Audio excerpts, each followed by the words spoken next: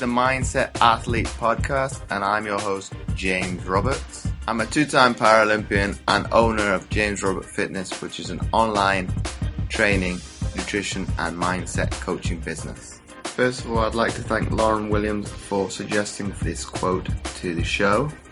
An athlete is a mindset. It's how you prepare, think, and execute. Not because of some elite status or physical stature. Anybody can be an athlete. By Chris Harth.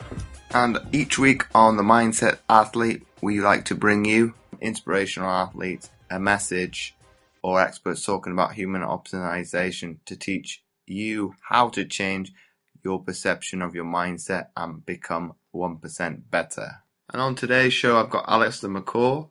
Allistair is recognized as one of the world's leading figures in human performance, team culture, and leadership. For over 25 years, he has worked with numerous Fortune 500 companies, Olympians, Grand Slam champions, NCAA colleges, and professional sports teams. An author of 3 best-selling books and much sought-after keynote speaker, Allistair consults and partners with sports teams and corporations around the globe, optimizing individual and group potential. Not forgetting, he also hosts his own podcast, Champion Minded, and is a former 5-time world championship competitor in the sport of duathlon, as well as 29-time marathoner. So welcome onto the show, Allistair.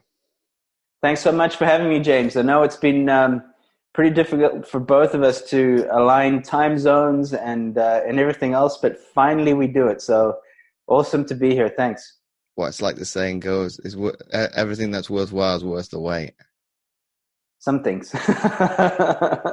yeah, but it's good to chat with you and finally connect. So thanks for your patience. I know I'm not the easiest guy to track down. So well, I think because of my background, I think I'm a little bit more understanding with be it people that work within the sport industry and athletes themselves, because I've been there, I've done it. Obviously didn't have the luxury of this platform when I was an athlete per se, but be it when the media comes calling, you generally have somebody in place to kind of safeguard that. Yeah. Whereas I'd probably been more willing to, yeah, by all means, I don't mind talking about my story. So I do appreciate you and appreciate your time. Sure. So obviously your background before going into coaching was an athlete yourself, and obviously your bio talks about being a former 5-time world champion competitor in the sport of duathlon. For people that don't know, be it what the actual definition of a duathlon is, what's the difference for them between a duathlon and a triathlon? Basically, a duathlon is for those who can't swim or can't swim well enough.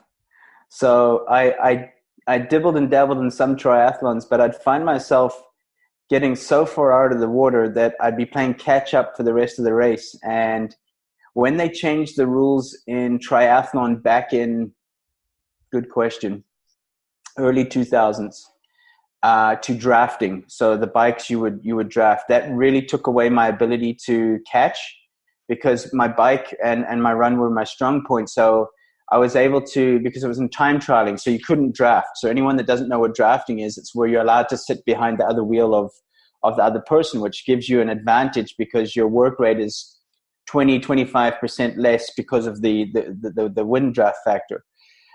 So when they changed triathlon to drafting legal, that you were allowed to sit, obviously the guys that would get out the water ahead of me would form a pack and work together.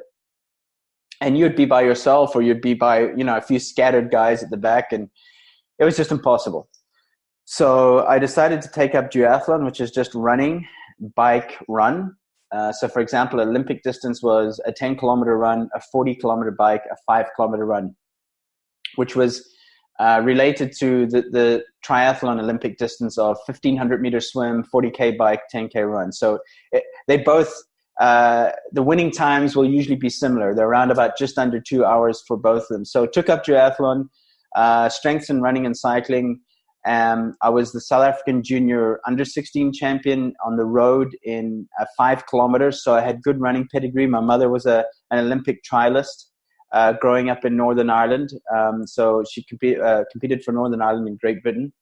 Yeah, that's where the running came from. And then when I was 18, I got selected for the national team duathlon, and went on to race 2 junior world championships and 5 senior world championships. So I had a really good career, very thankful, little injuries. Yeah. But wouldn't you argue, Alistair, that obviously you coming from a pedigree of running, be it, the mainstays of those sports, be it swimming, cycling, and rowing, would they kind of look down upon triathletes and duathletes and say, well, you're only going into that sport because you're weaker in that key event? Yeah, you'd have that at times. That duathlon is only a sport without for those who can't swim. But you know what? I was passionate about it, and it doesn't matter what you do, it doesn't matter what you choose to do. If it's something that lights the fire within you and excites you, and you love the tribe that's around it, as well as a former world-class athlete, as well as you love to be around that environment. You love to be around those people. You love to compete. You love the smell of competition, when you get there. It was the same for me. So it could have been anything. It could have been any sport, as long as it just ignited something within you. Before we went on this podcast, on this video here, we were talking about having the passion, having the hunger to do something, or having the purpose was what we spoke about. So I had a greater purpose as well, and that's why I enjoyed doing it. But yes, we did sometimes get mocked about being a sport of people who can't swim, so to say. And is that, in terms of the purpose that you talk about, Alistair, for you personally, is that why you've gone transfer from sport and to go into, obviously, performance coaching? Yeah, well, here's the thing, James, is that my purpose back then, not knowing that it was my purpose, was fame, medals, being recognized. That was, purpose is your greater reason why you do something. So I was young. My purpose was getting recognized, getting medals. It was more external. Maturing, growing up a little bit, my purpose has obviously changed. And through the medium of coaching and leadership, it's now serving others. My purpose is to share the knowledge that I've learned, and the information and the experience and the mistakes I've made. That's now my purpose, is something completely different. Is through coaching and leadership, we're able to do that. Like you're doing right now, we're sharing these things on a platform for other people to learn from. That is probably, I would guess, part of your purpose as well. It's part of my purpose. But back then, of course, from a young kid's age, I want to be a champion, could see myself standing on the podium, just imagining TV crews around. It was all very external back then, very ego driven back then. So, your purpose, one of the things I wrote about in my new book coming out is that your purpose can evolve. Your purpose can change with the way you mature and your new experiences in your life. And then you go, you know what? My reason for doing this is not what it was. It's now changed. And so your purpose evolves. But do you think, generally speaking, be it even athletes themselves, don't think of that, of it, it's kind of a fixed mindset in terms of my purpose cannot change because at the end of the day, I'm still the same individual? Absolutely not. Like I said, through past experiences, through current events, through people you meet, through things you learn about, that can change your reason for doing something. I'm going to give you an example. So I'm not going to name names, but I had an athlete come to me who wanted to compete in the 2016 Olympics, I think it was. And she had already been to 2 Olympics, track runner. And it was the year before, so it was 2015. She was struggling to find motivation, struggling to find that passion, that hunger to do it anymore. Another track session, another injury, another, more traveling, as well, when after 8-10 years, you love what you do, but all these things start to, build up, and the tiredness and the fatigue and so on and so forth, because you've given it all you've had for all those years. So But she was struggling with motivation. And, people would say to her, well, you've only got 9 months to go. Well, you've only got 8 months to go. And that's a long time when every single day is Groundhog Day. It's repetition, repetition. Get up early, go train, cold weather, hot weather, don't care, you go and train. And, I asked her, what is your purpose? And she looked at me as if to go, what do you mean? So, well, she said, my purpose is to win state championships, to run a certain time. I said, no, those are your goals. You've been setting goals all your life. What is your purpose? Your deeper reason for doing this. Anyway, cut a long story short, she comes back a week later. She says, Allistair, I found my purpose. Great. She says, I'd been suffering from a illness, which obviously I won't go into here, but I've been suffering from an illness.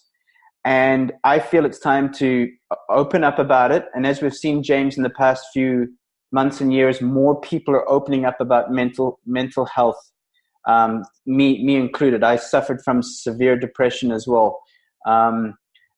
So, she said, I found my purpose, and through my illness, I'm going to start a foundation and have a nonprofit organization where I'm going to encourage other athletes and people who are suffering from the same thing, because it's an illness that a lot of people have in sports that they keep quiet about, especially men, because we're supposed to be tough. We're supposed to have this image that everything's okay. I'm tough. I'll do it myself. Me included. I was in that frame of mind as well. You need people. If I can just put that in. So she found her purpose. She got excited about setting up the foundation, a website, getting the right people in, at the same time of training and working hard. And cut a long story short, she qualified, had a good Olympics, almost medaled, and that's what gave her that motivation. She found her greater purpose. And today, 3 years later, she's still running the foundation amongst other things, and she said it's the best thing she did. But do you think this is what's bad with athletes? Brushing things under the carpet, and obviously I won't shy away from it either, because I suffered with it as well. Do you think because they don't deal with it in the moment? It's like, I'll brush it under the carpet. I'll deal with whatever anguish it is when I retire, and it'll come to a head then, and obviously that's always going to magnify. You see, the big factor to not wanting help is ego, and our ego screams that we can do it ourselves.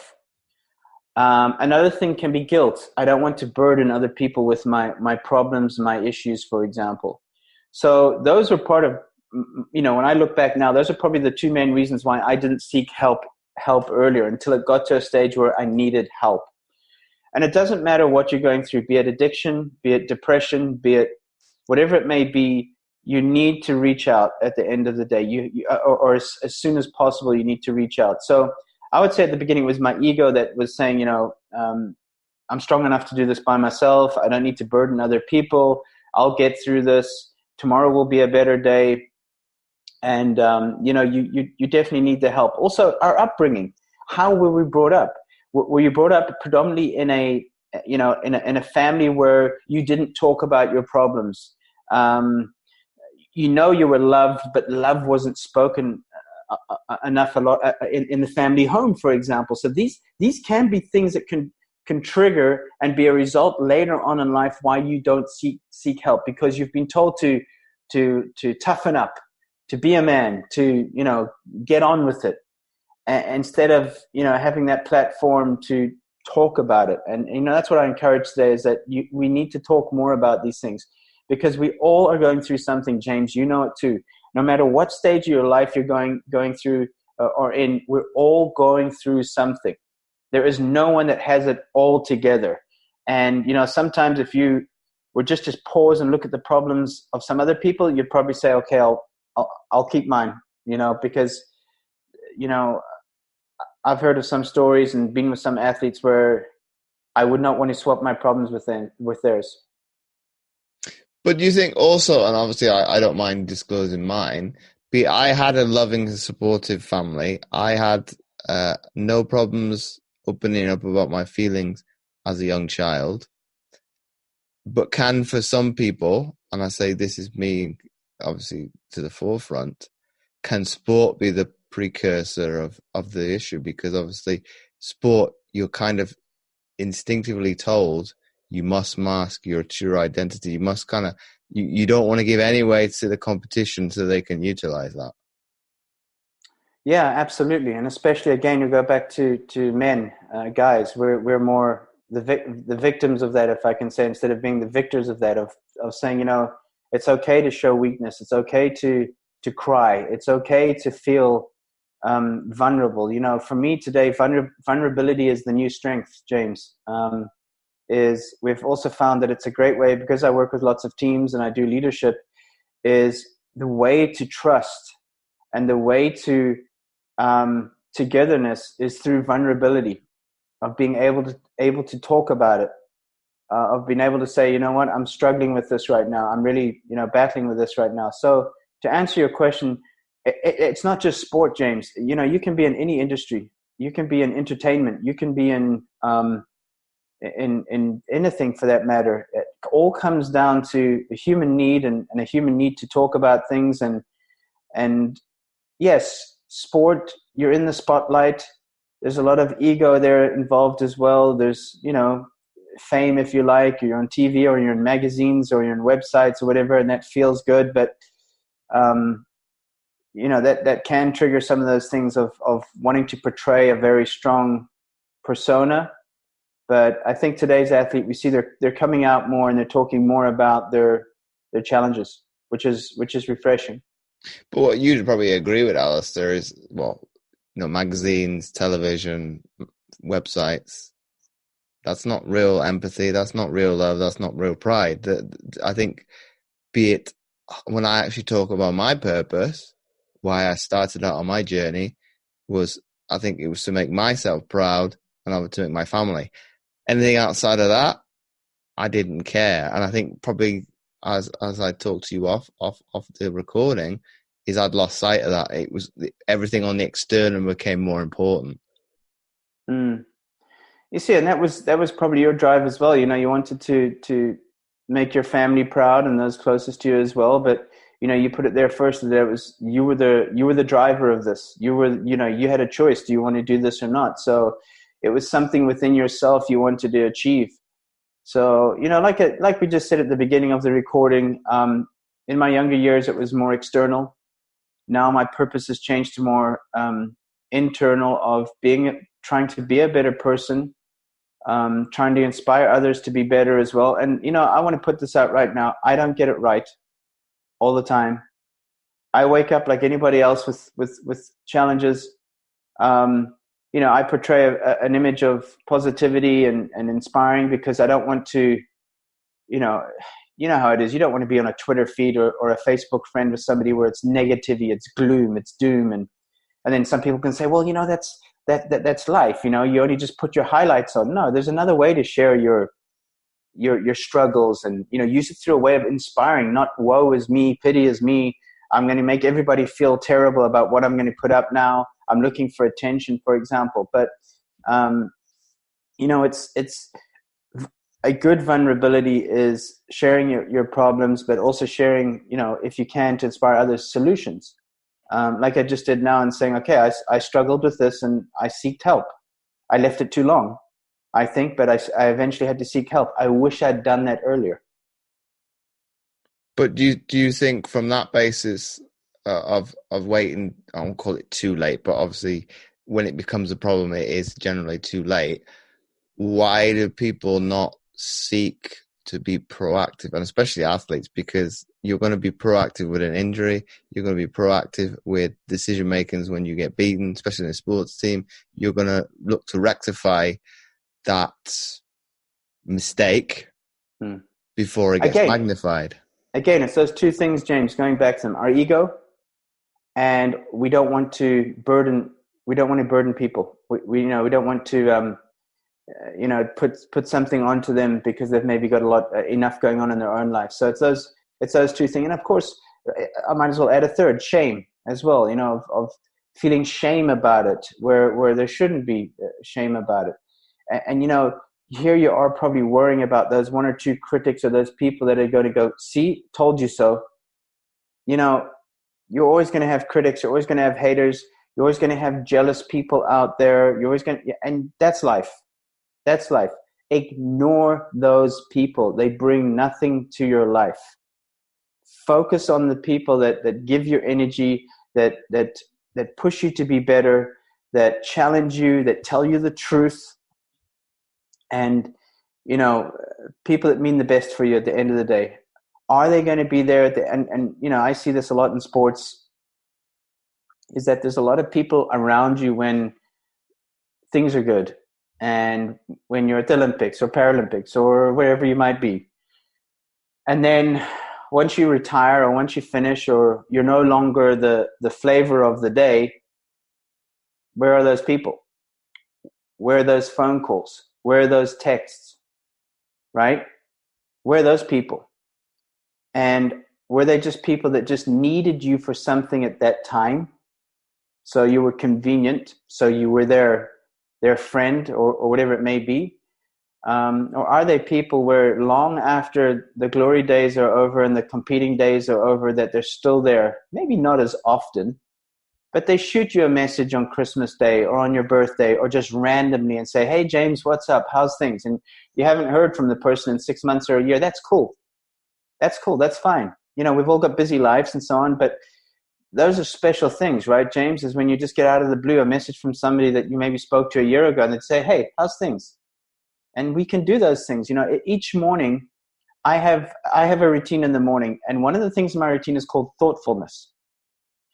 And it's improved my relationships and it's improved my connections with people, because when you're on the road a lot, it's hard to form good friendships and relationships because you're always away.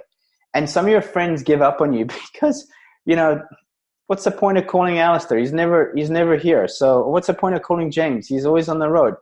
So they give up on you in a way where I can't blame them because you're always away. And the answer is always no. But, you know, just, I don't know where I was going with this, to be honest, but I got a little bit sidetracked. What was the question again? I can often do this. But yeah, I can't remember myself, so I'll leave this in. Yeah, that was a trick question to see if you were listening. So no, at the end of the day is, and I think this is what we were talking about, was you'll know who the people are that matter when things aren't going well. I think that's the best way to sum it up.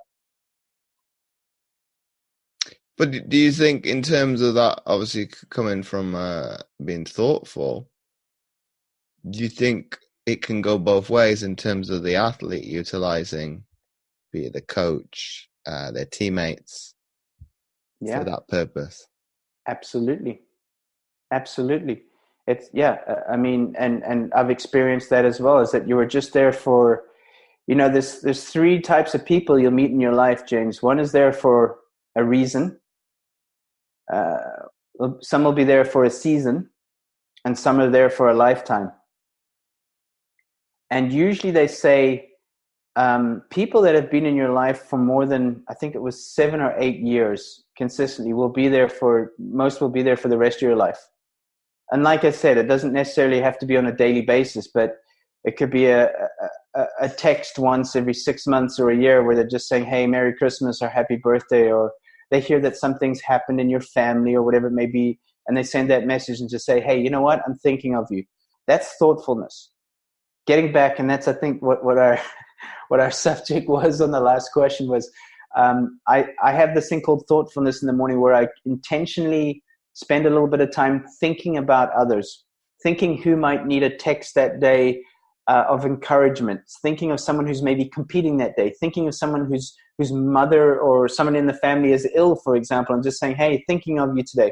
I intentionally do that in the morning. I set aside time in the morning to do that, because it's a crucial part of your life, is building relationships and showing others you care. But is that a learned or taught skill? Because obviously your upbringing is going to have some impact on that. Not really. It was obviously through the things I've learned through my life and diving deeper into emotional intelligence, reading a lot more, working on myself to become a better person. That's an ongoing journey. You never arrive there, I don't think. I just try and be, as cliche as it sounds, a better person than I was yesterday. But that really is the goal at the end of the day. Like I said, I make mistakes. I say things I regret. I do things I might regret. We're human.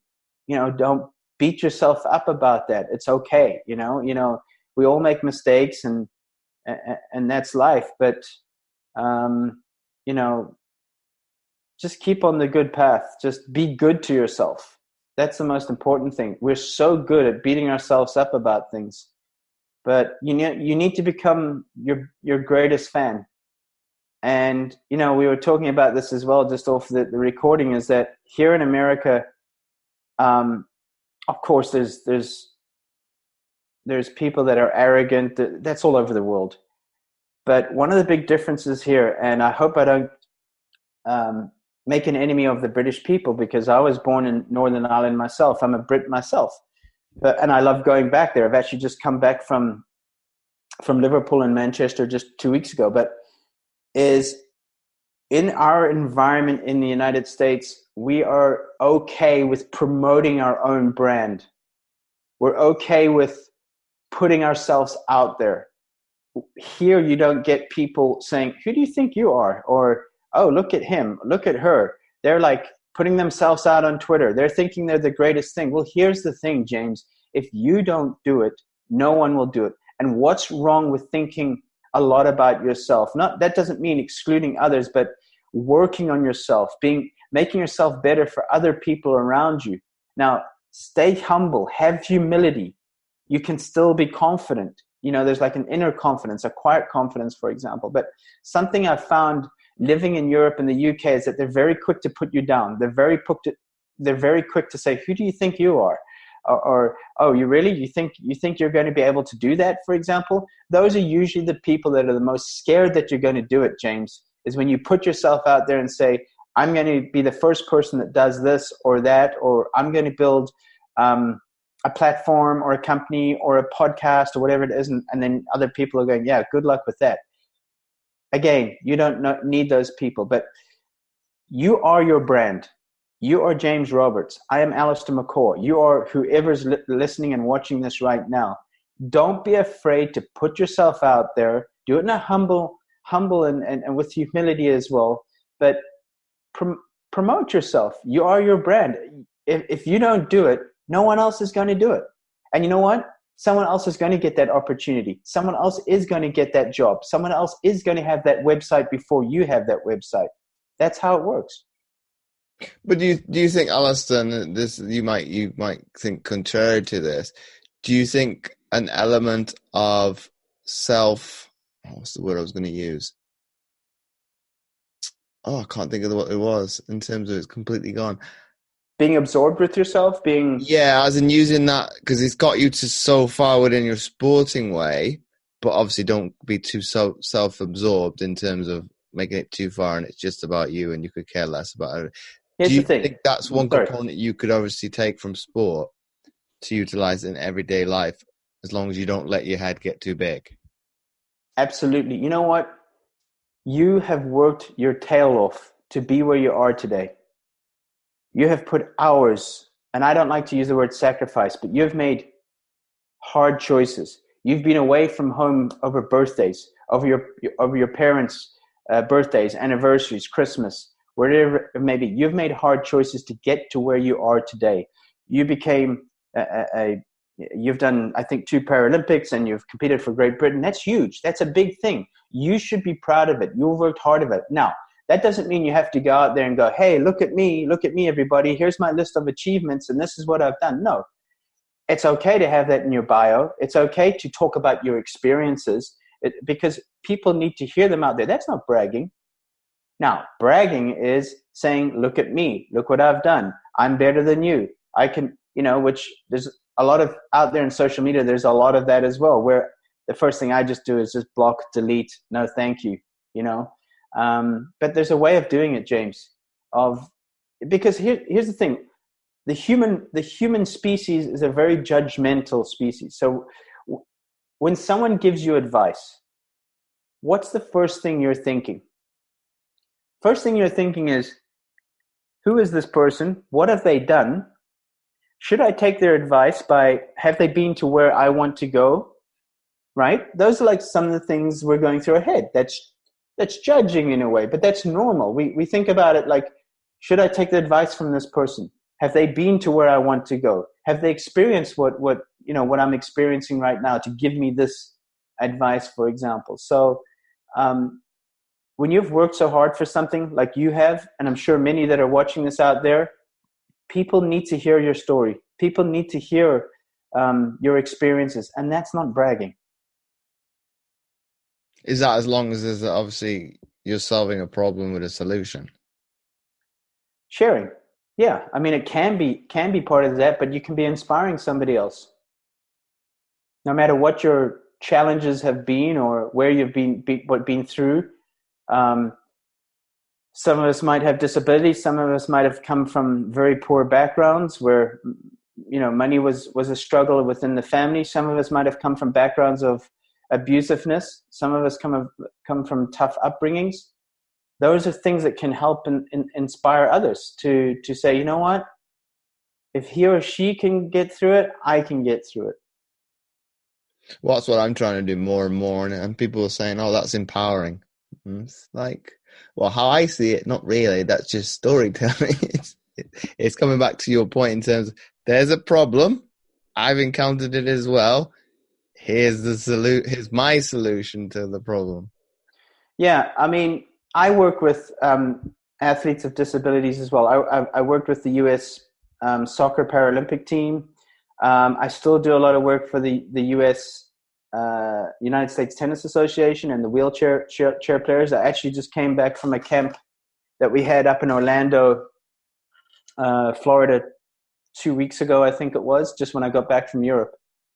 And they also talk about that as well, James, and you can probably relate here, is that a lot of them get tired, the wheelchair athletes get tired of people saying, oh, you're so inspiring, oh, you're so this, oh, you're so empowering, so on and so forth. And I get it. But fact of the matter is that it doesn't matter if you're in a wheelchair or not or whatever, is that you have the ability to inspire others. And, if someone says to you, wow, you inspire me, or you empower me, say thank you, because the person means it. It's not meant to be anything else, but really like saying, you know what, you've really like lit a fire inside of me, or you've made me like think about my own life, or you've made me think about my own actions and behaviors. So when anybody says that, you empower me, you inspire me, I love watching you compete, what you do really like, whatever, then, say thank you, because they do mean it. Is that because of obviously years and years of repetition and hearing it from, it's a sense of pittiness or sympathy that we hear it from? Yes, 100%, James, 100%. And I can understand 100% how you would feel about that, where, like you said, it just sounds like a pity thing and so on and so forth. But, if you just change your mindset and change your thinking into how you receive that information, realize that you really are inspiring them, and that they, you really are lighting something inside of themselves that's making them question themselves, making them question their lives, making them question their efforts in life, their attitude in life. But for me, inspiration can come from everywhere, James. It doesn't matter if you're in your wheelchair or whatever it may be. It's the bottom line for me is, what adversity have you overcome or are you overcoming right now? And how are you handling that? That is inspiration, regardless what your circumstances have been: addiction, abuse, poverty, whatever it may be. Well, I'll be brutally honest with people. I'll get my not necessarily motivation, but be it ideas for content from via watching TV. Obviously, be it coaching within sport development, within self-development, should I say? Sorry, we'll say you need to stop watching TV to be able to be more productive, be a little bit better rounded person. I used to believe in that. It's like, well, if I wanted to take a little bit of time, and I'll call it me time, to be able to relax at the end of the day, I think a lot of people, athletes, some probably included, won't put the importance on rest and recovery. But if I can learn something from, be it a series or something like that. So a lot of them, be it like police dramas, it's like it'll come up with little anecdotes in terms of like psychology. You're thinking, well, I've never thought of it from that basis. Let me go and actually look to see if it's completely accurate, because TV is very good at manipulating things. Like, well, okay, they spun it to a certain extent. From my background, it's like, well, that's technically not true. Let me give some context to, be it my audience as well. I think the news did it as well. Trying not to go off on a tangent here. With the run up to the Rugby World Cup, we're talking about hydration. So I put that into context for, be it because it was either the BBC or ITV. Thinking, well, they'd have spoken to, be it somebody within authority within that team, to ask to why they're doing it, and then they cut the story short. I'm thinking, well, you're not giving all the facts. You've just said they're basing hydration on weight. So I gave it a little bit, well, this is the reason why. This is the background from where I'm coming from as the athlete, and this is why they're looking to give you the weight, and why water is, quote unquote, weighed in the measurement of kilograms, pounds, as opposed to be a metric weight of liquid. So I think I'd call it lazy journalism, but it was one of those. It's like, obviously they want to bring out the highlights in that piece. They obviously have a limited amount of space in the publication, or they have a limited amount of space on their video editing, so they have to cut out some of the things. And you're a guy who's in the know, who's seen everything from both sides. Like I have, fortunately, and being very blessed to do that as well, where you're like, oh, well, like you just said, they didn't show that and that, which is really the reality of what really goes on here, for example. There's obviously the other side of sport as well. And, I was visiting a football team, or soccer team, as we say here in the United States, professional, in Europe. And you see the other side of sports, where there's the drug testing, and there's all the little bottles of urine and everything in the background. And there's that other side that obviously doesn't. I don't miss those. Yeah, exactly. There's that other side of the non-glamorous side of sports, for example.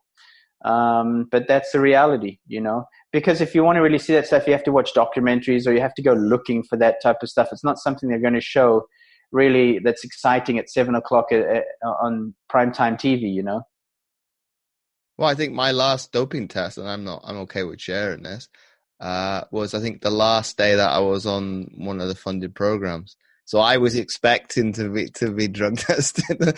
I'm thinking, so I was still at university as well, and I had them go to the front office of the accommodation, so they'd ring me up.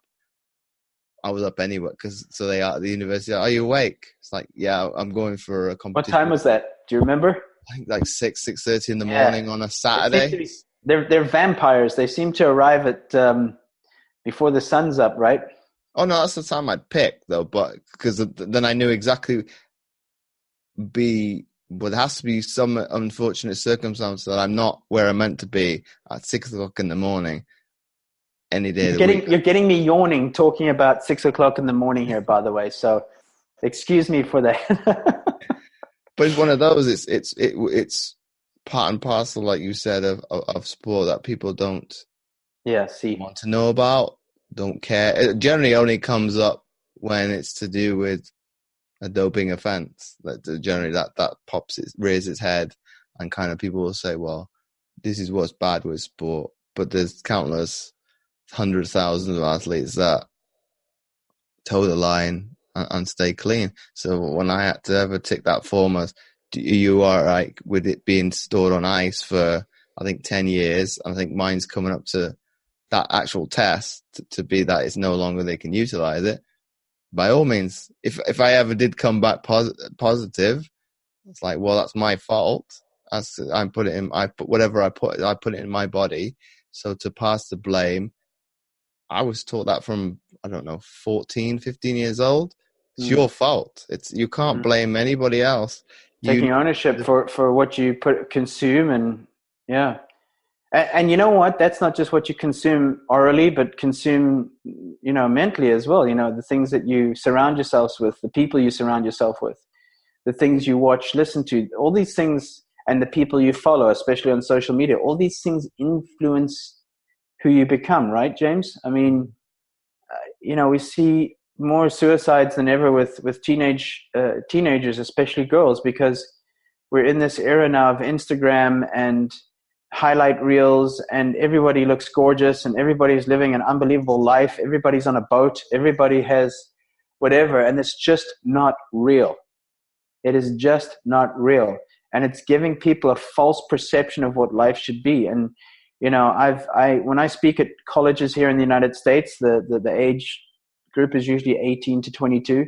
That's really one area I go into is, don't compare yourself to others. Everybody's journey is different.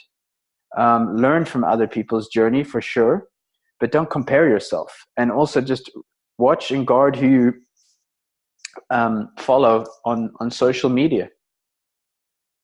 But that's probably become more and more difficult. And there was actually somebody who was saying to me to use social media for actually empowerment of themselves, obviously to share their story, to show the adversity that they've overcome. I do it to some extent. I'm not comparing or contrasting. But that's different. That's different. What I'm saying is a platform where everything is photoshopped, everything is not what it really is. They're not showing you the other 90% of their life of what it really is like. You know what I mean? They're standing in front of a nice car, or but how bad must their life be if they have to obviously show the perfectionism to quote unquote compete? That generally impress. It's not relatable because when things all talk about the flashy car, nice boat, I obviously know that's fake. It's like you're not selling anything to me. I don't want that stuff, so it's not gonna seduce me in any way or form. Yeah, but and I agree. I mean, but when you're a teenager or when you're very, very much younger, where you're more ego driven, I would say, in early 20s as well. You start to think to yourself, like, what's wrong with me? Why am I not on a boat? Why did I have a fancy car or whatever it may be? So, that's just the message. Just don't compare yourselves to others, and also just guard who you follow yourself on social media. I just try and surround myself with positivity and things that can help me grow and learn, interesting people, interesting ideas, inspiration, all these things. That's the things that I follow, and that's been a part of my process of working on becoming a better person, is guarding what I watch and follow and listen to and the people I surround myself with. But then don't you think, Allistair, that athletes should kind of look at their own lives from the sporting sense? Well, what did you have to do to get from whatever sports, like fundamental, the bottom of the rung, to get where you are now? Obviously hard work. So if you kind of put that in the sense of social media, a lot of the stuff is manipulated, is bought. It's like, well, that's not work. That's you've thrown money at it to solve a problem. It's like you've not tried to find a resolution or a solution to overcome this disparity in what I'll call tribe mentality in terms of people following you. You've cheated. You've thrown cash at it, and that generally does that. In any solution, you generally do that to try and mask over something.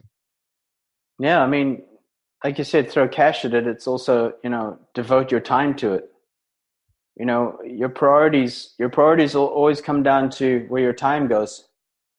So, that's another important one to think about as well, is where your time goes. That's where your priorities are. That's what matters most to you. Hopefully it's a positive thing. It's like, and obviously what you talk about thoughtfulness in terms of if somebody likes my content, be it Instagram's a little bit more difficult to do because it doesn't notify them if they're not following you. I'll send a thank you. It's like, I appreciate you going out your way to like my content, because you don't have to do that. Obviously, you've seen some relatability as to why you've liked it. Obviously, I don't know what that is, but that's something I can learn by getting to know you. But that coming back to the point that you raised in terms of thoughts, it's an action that happens. I'm not saying automatically, but it's instinctful. As like, well, you've done this, I must say thank you for it. Sure. It is good to give gratitude. And I try to do my best with that, because over 3 platforms, I have over 100 and something thousand followers, which I'm most grateful for. And sometimes it's completely impossible to obviously thank even a quarter of those. But, otherwise I'd just be sitting on my phone the whole day long saying, thank you, thank you, thank you. But, I try to do my best, and randomly, someone, like, for example, on Twitter this morning said, thank you, your quotes inspire me. And, I said, hey, thanks a lot. Happy Thanksgiving, because it's Thanksgiving Day here today in United States. So, yeah, I mean, like you just said there now, being grateful that someone has the time to follow you or want to be interested in you. Let's not take that for granted. I don't take one single person for granted like that. So let me ask you this, James, and we all know that social media can be toxic in ways as well, but have you ever had abuse or hate mail or things on social media directed towards you? It hadn't reared its head for a while. I did yesterday, but I kind of put it into context, because it was like, I'm going to paraphrase it because I can't remember what exactly he said. He said, "Oh, I thought you did this out of the greatness of your heart instead of making money off it." So I kind of like, well, is that in related to the content I put out there, or be it I set up a fundraising page for Movember as well, or is it related to that? So I'll give you a little bit of, I'm not going to go steaming and go like a bull in a china shop and kind of go on the aggressive and kind of be on defensive. Well, why are you questioning me in terms of that? But I just left it. Yeah. I'm kind of, well, that's your opinion. I don't know where it's based on. So you didn't reply? No, because best way to do it. Because I think you're never, and it's more, I think families kind of said to me, you can't change a person's opinion. I think somebody wasn't in agreement of a video I did months ago, kind of looking at it from which is worse, overconfidence or arrogance. And he's an older gentleman, and I know him. So it's like, he's got no problem with overconfidence, but he doesn't like arrogance. But I couldn't get him to see my side of the argument because how I've described it. So that's the onus is on me. And family would kind of say, we can't change his opinion on what he thinks, because he's going to be stubborn and set in his ways. Like, okay, I want to, but I can see your side of the argument in terms of it's fruitless and it's pointless. It's like that person doesn't want to change, and until they probably come round and see themselves changing. Let me ask you this. The same person that did that, have they ever sent you another message to say, hey, great job with this, or hey, I really love what you're doing with that? What, in terms of the video? This person that was able to no. So it's one of those things. Exactly. I've got. I think that's what helps running a business. It's like, well, let's red flag this one. We don't need to have a conversation. Let me just give some advice to listeners out there, because like I said, I have over 100,000, which is not a lot compared to some people out there, but is don't be afraid to block, delete, ban people from your social media. Don't get into discussions. You're not going to win them. People that are out there to criticize you, and there's a difference between feedback and criticism, of course, but that's why I said to you, has this person ever encouraged you, or have they ever said, great, no. Those are the people that are the keyboard cowboys. They're sitting there and they hate their life. They hate their own life, and they're just saying, who can I bring down next? Who can I bring down next with me? And that's what they aim to do. And they want your attention. They want your response. And the best thing to do to these people is not give them a response. Red flag, ban, delete. I had probably 4 or 5 years ago, James, I would never retaliate. And that's the worst thing to do. Retaliate with negativity or something. Don't do that, because that just goes against your reputation and your character. Don't do that, because those are the things what people will call you out for.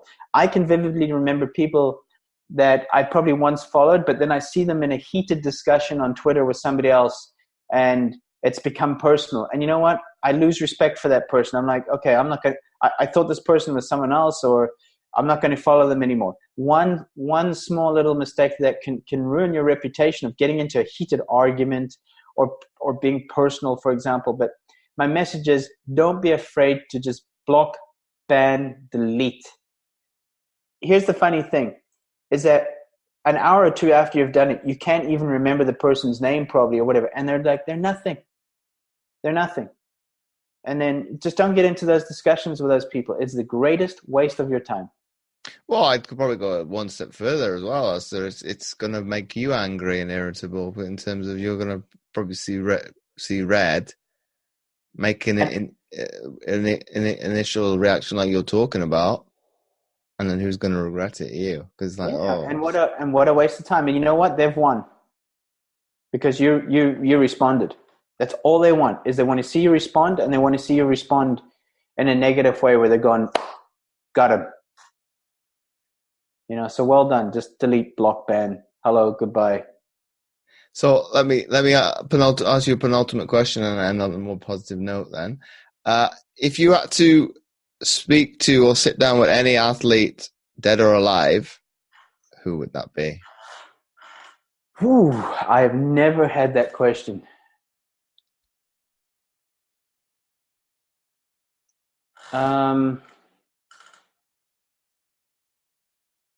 Forgive me for my forgetfulness. Was it Jesse Owens that was on the podium with the glove? Was it Jesse Owens? No, I know who you're talking about, but I can't think of that, and that's very historical. Are you talking about Mexico City then, in terms of that Olympic? That's not Jesse Owens. I can't think of his name either. It was with the two black gentlemen with the glove on, and then I think there was another athlete. But I'd love to speak to them, because the courage, the world stage, to do that on something very controversial. So it would, and I'm sorry, it's just flipped my mind or who it was, but I'll have a look after this, of course. But that would be one person. I think there was two that did it. Who else, dead or alive?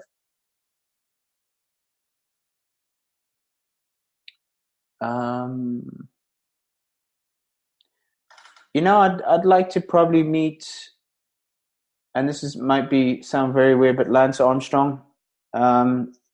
Fascinating story. Everybody's got their opinion. I have mine. I think he was a phenomenal athlete, just despite the circumstances, because I really believe that most were on the same playing field. But just a phenomenal athlete. His mind. Yes, I don't agree with everything he did, but just amazing. I've got a few actually. Michael Schumacher. I think obviously it's a real shame what's happened there. We haven't heard anything about him for years. But what an athlete! Another one who pioneered a sport, who made Ferrari a temperamental car into a championship car. I think that's one. Francois Pienaar, the 95 Rugby World Cup captain during the times of when Nelson Mandela was released from prison in South Africa. I was in South Africa at that time, so I lived through that. So those are probably some that I'd really like to have sit down and have a lunch with or a coffee. And my final question to you today, then, Allistair. Actually, one more. Sorry, James. Esther Vergeer, the Dutch tennis player, wheelchair tennis player. She has the world record, if I'm not wrong, for the most winning matches out of all players and sports. That's Paralympics and Olympics. The mindset of that, the mentality of that, I think it's something ridiculous, like over 500 unbeaten matches or something. She only retired about 3 years ago, I think. And now she's doing a lot for wheelchair tennis and now these days. But the mentality of that, to pitch up for 10 years and be unbeaten day after day. And she had some matches where she had match points against her, and so she almost lost some matches, but she didn't. And yeah, that's phenomenal. So my final question to you, Allistair, before we wrap up the show is, if you had to summarize what we've been speaking about today into one sentence for people to take away, what would that be? Find your purpose and live your life according to your rules. I think that would be it. Find your purpose. And as we know, as we spoke about, James, your purpose is something far greater than yourself. And live your life according to your rules. Hopefully they're good rules and they're positive rules. Yeah, that would be it. So once again, Allistair, thanks again for coming on the Mindset Athlete podcast. James, it's been a pleasure. Thanks again for inviting me. I've really, really enjoyed this discussion. I hope the viewers will as well. I'm sure they will. And, if anybody wants to reach out to me, feel free. I'm on Twitter at Allistair McCaw, which is my main one. On Instagram, Be Champion Minded. And Facebook, Allistair McCaw page. But anyone's got a question, I always do my best to try and get around to it. So, but thanks for all you do, James. Again, thanks for inviting me, and thanks for your patience. Oh, it's been my absolute pleasure. Awesome. Thank you. If you like this episode, please do share it with your friends, and do let Allistair and I know what you thought of the episode by tagging us over on Instagram at BeChampionMinded and at James O. Roberts 11, and that is the number 11. And you can do the same on Twitter and Facebook. And if you had any questions, don't hesitate to shoot those over as well. And finally, don't forget to check out his podcast, Champion Minded, on iTunes and YouTube. And as always, do check out my free content at fitamputee.co.uk and click on the tab Resources. But not forgetting, I've also started a new Facebook group, especially for this podcast, which you can find on Facebook by typing The Mindset Athlete. So make sure to check those out. The links will be in the description. You can find all the show notes at mindsetgame.lipson.com under the category Psychology. So once again, thanks for listening, and I'll catch you next week for another episode of the Mindset Athlete podcast.